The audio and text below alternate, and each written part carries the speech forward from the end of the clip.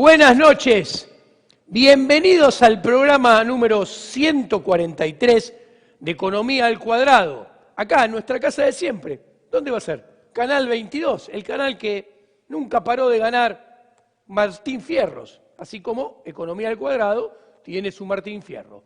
Hoy vamos a terminar nuestra saga sobre la política monetaria, el contexto internacional y los rendimientos de equity de los principales índices americanos, Nasdaq, Dow Jones y S&P 500. Y vamos a ver hacia qué escenario se terminará dirigiendo la economía de Estados Unidos, que al ser el 17% aproximadamente, 20% de la economía mundial, nos va a decir hacia dónde se va a dirigir el mundo. Y así vamos a cerrar esta saga de 3 programas. Ya, sin más, voy al grano. Voy a empezar con el chart que dejamos la última emisión, en el programa 142. Acá tenemos el multiplicador de los depósitos y acá tenemos el multiplicador de la oferta monetaria total. ¿Qué sucede? Sencillo. En la base monetaria o a través de la base monetaria, el Banco Central crea dinero físico, base monetaria. Por ejemplo, cuando mueve la tasa de interés, quiere decir que hace permanentemente operaciones de mercado abierto para dejar la tasa de interés en ese nivel que fija el Banco Central, creando o destruyendo base monetaria. Por acá crea dinero el Banco Central. Ahora, el multiplicador es la porción de dinero, depósito caja de ahorro, depósito cuenta corriente, depósito a plazo fijo, que crea el sector bancario bajo la supervisación del Estado del Banco Central. Entonces, ¿qué nos dice el multiplicador? Por ejemplo, hoy en Estados Unidos está en 3,20. ¿Qué quiere decir? Que por cada dólar de base monetaria que crea el Banco Central, la oferta total de dinero va a crecer 3,20, una vez que consideremos caja de ahorro, cuenta corriente y plazo fijo. O sea, así se crea dinero en el contexto internacional. Ahora bien, voy a pasar. Acá tenemos dos grandes libros opuestos. Acá la Gran Depresión de Murray Rothbard, que es el análisis que Rothbard hace de la crisis del 29. Y acá tenemos The Great Contraction, que es el análisis que Milton Friedman y Ian Schwartz hacen de la misma crisis, de la crisis del 29. Son el agua y el aceite, blanco y negro, Boca y River. Cada uno elegirá la camiseta que quiera o el color que quiera, pero le voy a contar brevemente, muy sencillo, qué dice cada uno.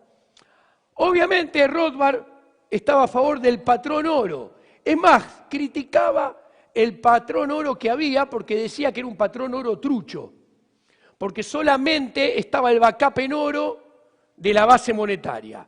Él estaba a favor de un patrón oro 100%, total, con backup en oro de los depósitos a la vista también. Rothbard es antidinero fiat. Y Rothbard adhiere a la teoría del ciclo económico austríaco, a la teoría del ciclo económico basado en el dinero, que dice que cuando vos creás dinero de la nada, creás dinero bancario de la nada, por ende crédito sin contrapartida de ahorro genuino, armás una burbuja. Una burbuja en la cual el precio de las propiedades suben, el precio del Dow Jones, el equity sube, el consumo sube, la inversión sube, el empleo sube, pero esa suba no es genuina. ¿Por qué? Porque rompe el equilibrio entre inversión y ahorro. Ex ante hace que la inversión crezca artificialmente, el consumo también, pero que la inversión crezca por arriba del ahorro, y eso es un desequilibrio que va a venir corregido por un ajuste endógeno, una crisis posterior que va a venir a limpiar todo ese exceso artificial de burbuja, de inversión, de consumo, de empleo y de nivel de actividad que usufructúan los políticos. De acuerdo a la visión de Rothbard, la crisis del 29 fue porque en los locos años 20 la Fed estimuló la creación de crédito artificial, creando una burbuja. Entonces, para él la crisis del 29 no solamente fue el ajuste endógeno a la crisis previa que había generado la Reserva Federal, incentivando al sector bancario privado a regalarle crédito masivo a todo el mundo. ¿Ok?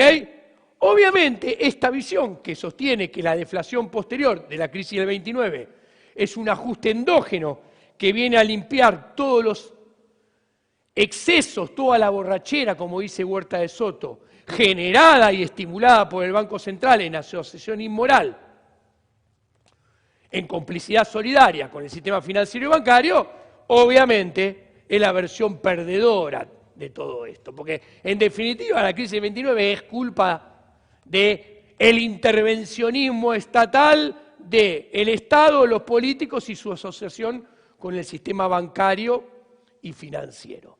Ahora, está la otra versión, la de Friedman. Friedman es pro dinero fiat, no está en contra del dinero fiat. Es pro un banco central que haga bien las cosas, no un banco central irresponsable.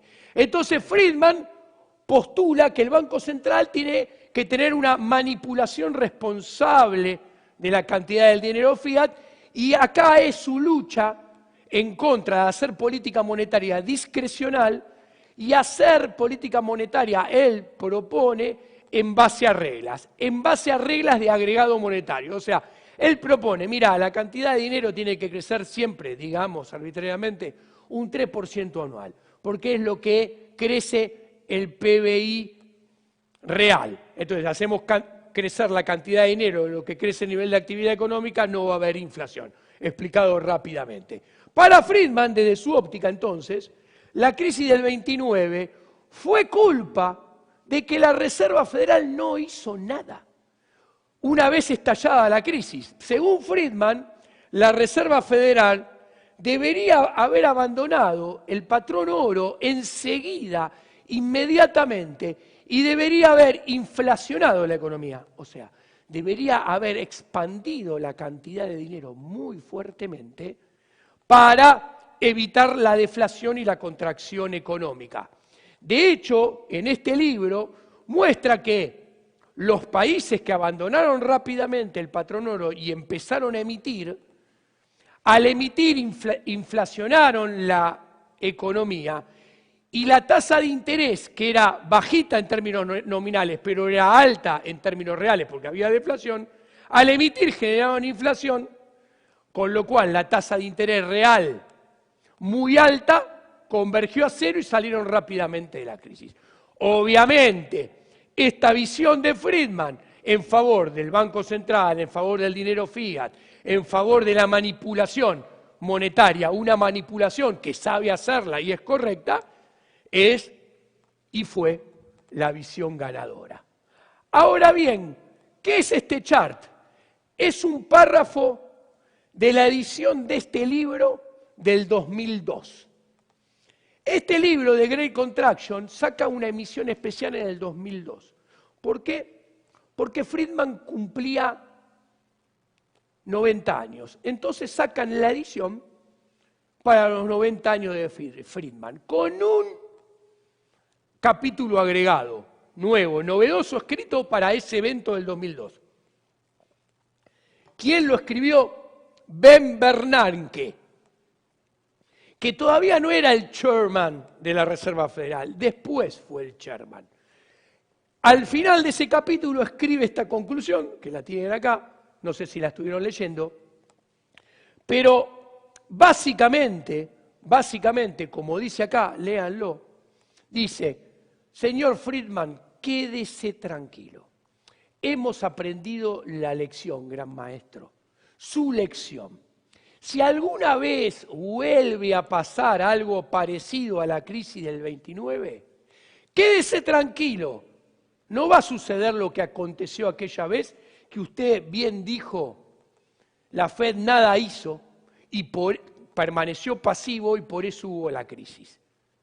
La Fed va a salir a inflacionar la economía, va a salir a emitir para evitar la deflación y recrear la burbuja.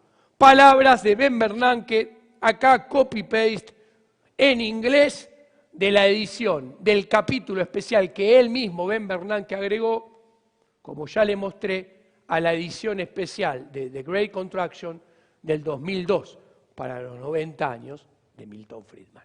Ahora bien, ¿qué vemos acá? En otros programas lo mostré. Esto es la matriz de correlación lineal entre la base monetaria y M2 con respecto al S&P 500, al Nasdaq y al Dow Jones. Con respecto al S&P 500, al Nasdaq y al Dow Jones.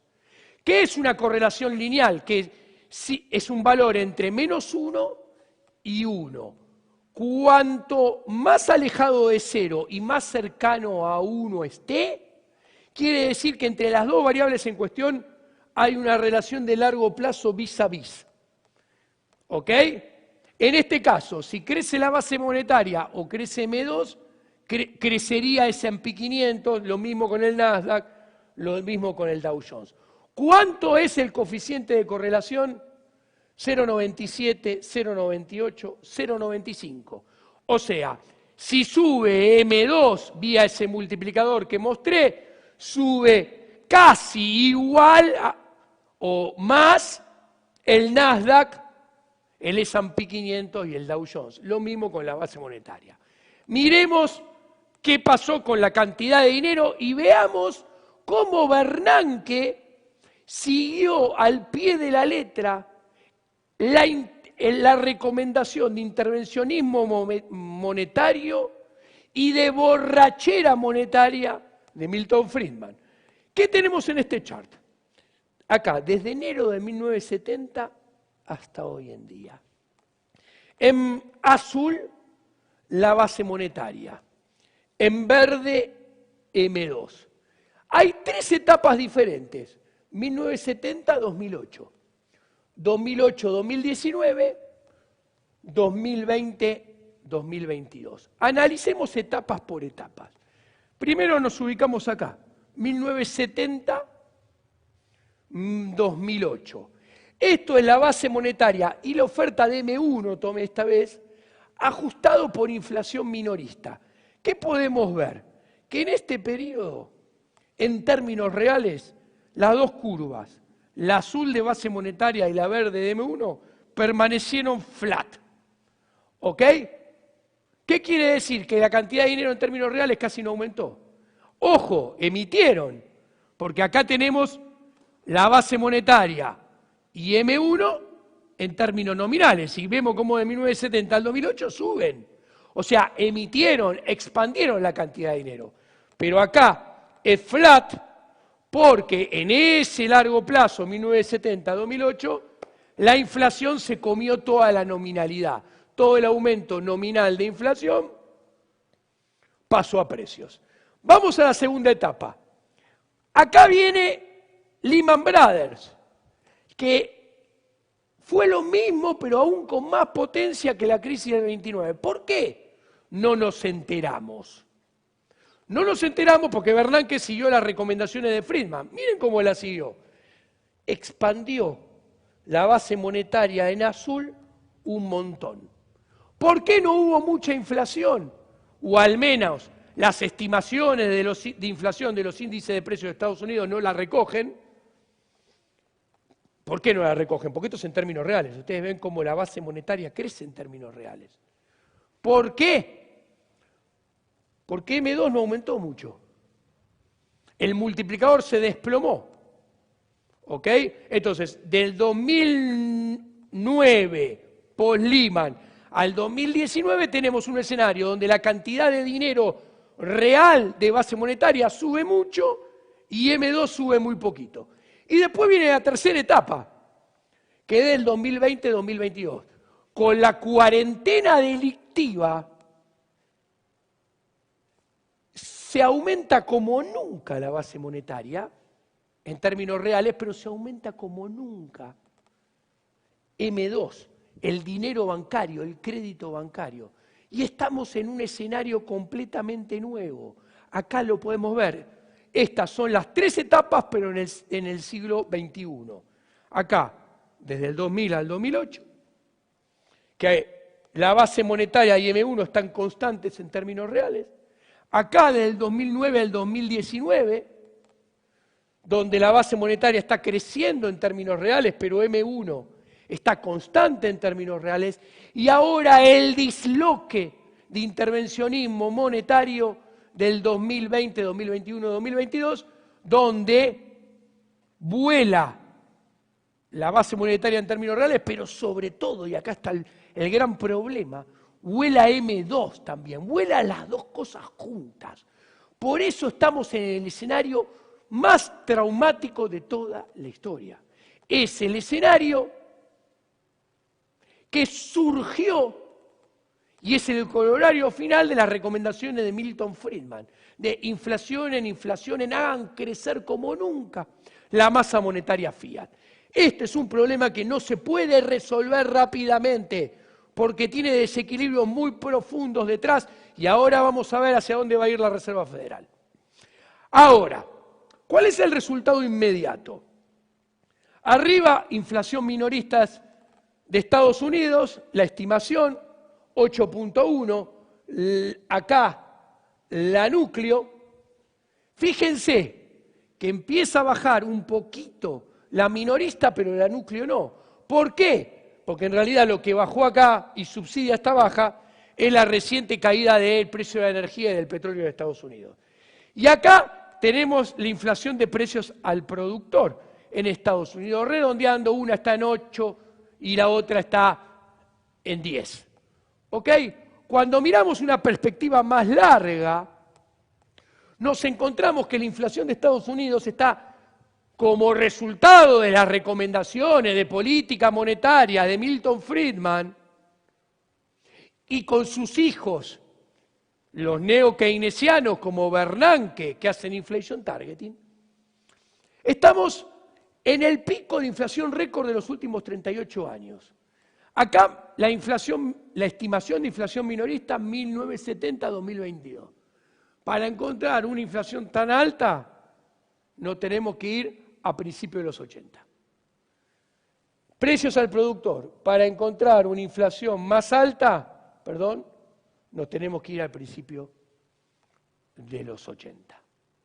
¿Ok? Ahora bien, fíjense que el desmadre monetario de hoy en día es más complicado, como vimos anteriormente, que los que había en los 80.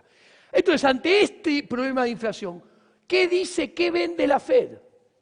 La Fed dice, vamos a hacer política monetaria como nunca hicimos, vamos a subir la tasa de interés para bajar la inflación rápidamente al 2%. Acá tenemos la tasa de interés nominal, a su izquierda. La Fed dejó el manual del banquero central, lo tiró a la basura, que dice, la tasa de interés hay que subirla de a poco y a lo largo del tiempo. ¿Ven? De a poco y a lo largo del tiempo, como esta escalerita de acá. ¿Ok? Que eso fue lo que hizo el 2016 y el 2019. Ahora la sube todo junta. En las dos últimas reuniones la subió 0,75 una vez, 0,75 otra vez. O sea, 1,5 puntos en las dos reuniones. Esto nunca lo había hecho en toda la historia. La pregunta, ¿sirve, alcanza? La respuesta está en el gráfico de la derecha. Acá ya lo vimos este gráfico. Tenemos la tasa nominal, que es esta, que maneja la Fed, en rojo, la inflación minorista en verde, pero en barras la tasa real. O sea, hoy en día tenemos la inflación segunda más alta después de la década del 70 y 80, pero ¿con qué diferencia? Que a principios de los 80 la bajaron con tasas de interés reales positivas, ¿lo ven? Que el área azul está para arriba, las barras. En cambio, hoy en día, las tasas son muy negativas. Rondan el 4,25 negativa. ¿Qué quiero decir? Para bajar rápido esta inflación, la Fed debería subir la tasa de interés, que hoy está en 3,25 acá, a niveles del 12-13%, y no lo va a hacer Nunca. Ahora, ¿qué sucede? Sube la tasa y la tasa, acá tenemos, miren, en negro la base monetaria, que con la suba de tasa empieza a bajar. La base monetaria, que con suba de tasa empieza a bajar. Pero como hemos visto, el problema principal no es la base monetaria, sino el multiplicador con la creación de crédito bancario, prestándole, regalándole dinero a tasa cero a todo el mundo. ¿Y qué sucede? Eso no es sensible al movimiento de tasa de interés de la Fed. De hecho, lo vemos acá. Miren, acá en negro M1 no baja y acá M2 tampoco baja. Baja la base, pero no ni M1 ni M2. ¿Ok? ¿Por qué no bajan? Porque el crédito en Estados Unidos sigue subiendo. El crédito al sector privado en Estados Unidos sigue subiendo. ¿Qué quiere decir esto? Que los bancos siguen tomando y prestando dinero todavía. Obviamente, con la suba de tasas, hay una desaceleración del crecimiento. Pero no ha parado. Para bajar la inflación esto se debería desplomar. Para que el multiplicador se desplomara y M2 se desplomara. Pero la Fed no quiere eso. Porque eso implicaría quiebras, despidos, PBI, GDP cayendo muchos puntos durante un tiempo muy prolongado. Vienen elecciones, señores, y actúan en asociación inmoral y complicidad solidaria. Ahora, la Fed necesita inflación. La Fed vende que quiere bajar la inflación rápidamente al 2%, pero eso es un comunicado escrito del board de la Fed para la tribuna. Si ustedes le piden un deseo a la Fed, el deseo oculto que nunca va a sincerar es que haya inflación manejable entre el 4, 5, 6% anual durante unos años. Pongamos este chart en grande, señor director. ¿Qué vemos? Acá, en este gráfico, vemos cómo crece la base monetaria en términos reales, en términos de GDP. Ustedes pueden ver la base monetaria total en términos de GDP. Miren cómo crece. Esto lo tienen que licuar. Y esto se licúa con inflación. A la derecha, ¿ven la deuda del gobierno de Estados Unidos? En términos del GDP, ustedes ven cómo crece. Esto hay que licuarlo con inflación. Abajo, ¿qué vemos? El gasto público de Estados Unidos en términos del GDP. Desde los 70 a la fecha. Y acá tienen la tendencia. ¿Qué muestra la tendencia? El crecimiento del gasto público. Esto hay que licuarlo. ¿Y con qué se licúa? Con deuda. Y miremos por último el déficit fiscal de Estados Unidos en términos de el GDP. Acá también lo vemos. Vemos cómo a lo largo de las décadas el déficit fiscal tiene tendencia creciente. ¿Ok? ¿Y cómo se financia este gasto público, este déficit fiscal? Con la creación de dinero ficticio y con crédito ficticio para el gobierno.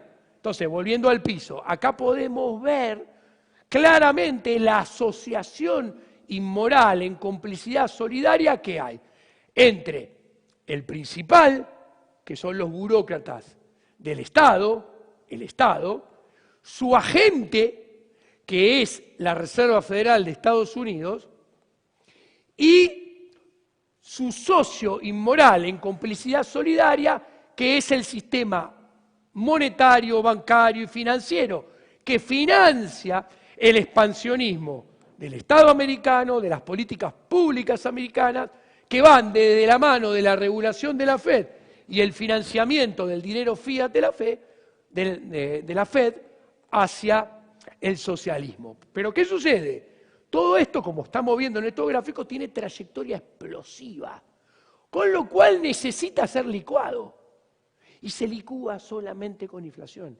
Por ende, la Fed, por un lado, puede vender que quiere bajar la inflación al 2%, pero detrás de bambalinas la Fed compra un escenario, como dice el grafo acá abajo, de elevada inflación. Si a la Fed le aseguraran poder hacer socialismo monetario, que en el 2023, 2024, 2025, 2026, la inflación quedara en el 5 o 6%, lo firma como loco. Ahora bien, para que ese 5 o 6% licúe estas cosas, va a tener sus costos. ¿Cuáles van a ser los costos? Como dice el graf, vamos a un escenario de más bajo crecimiento.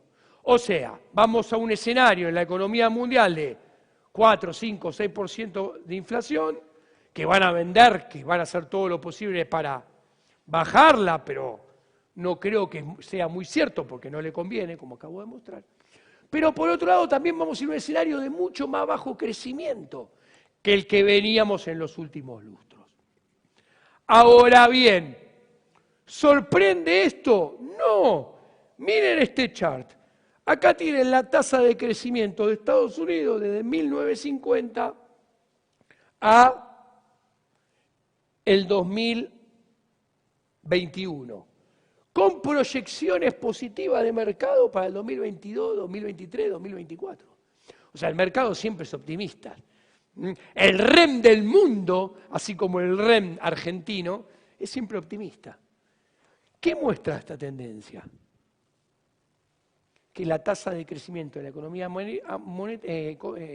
americana se desacelera, lo cual está en línea con la teoría del crecimiento. Ahora, lo que quiero decir es que esto se va a exacerbar en los próximos años, porque la economía americana y por ende la economía mundial va a pagar los platos rotos de todo el accionar de la Fed en el siglo XXI.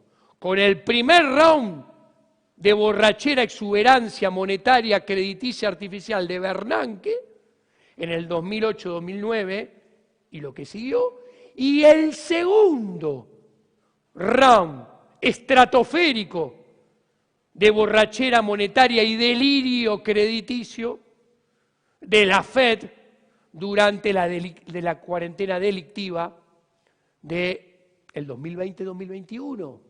Esos platos rotos se van a pagar durante varios años. Ahora bien, en este escenario, ¿qué podemos esperar? Alta inflación, bajo crecimiento. Esos índices de Nasdaq, Dow Jones, S&P 500 que vimos que tuvieron una gran borrachera crediticia en el 2009-2019, no va a pasar más. Si a la Fed le hacen firmar un papel que la inflación, voy a dar un número arbitrario para que se entienda el concepto, lo quiero ilustrar. Si la inflación es del 5%, si los índices de equity suben 6,5, 7, firman el cheque al portador sin ningún problema. Vamos a un mundo financiero con retornos en términos reales muchísimo, extremadamente más bajos que antes. Va a haber retornos reales no muy por arriba de la inflación. ¿Qué quiere decir? Que en realidad el retorno nominal no le va a ganar por mucho a la inflación. Vamos a un escenario mundial amarrete en términos de rendimientos en comparación del 2009, 2019, 2020 y 2021, del cual venimos, porque la receta de la exuberancia monetaria y de la borrachera crediticia que Milton Friedman recomendó y logró que sea el mainstream, que inclusive logró convencer a los neo-keynesianos, nos trajo hasta acá, creando el problema monetario más grande de la historia. Esto ha sido todo por hoy. Esta es la finalización de la saga de 3 programas con este tema en Economía al Cuadrado, el 141, 142 y 143. Nos vemos la semana que viene con más Economía al Cuadrado.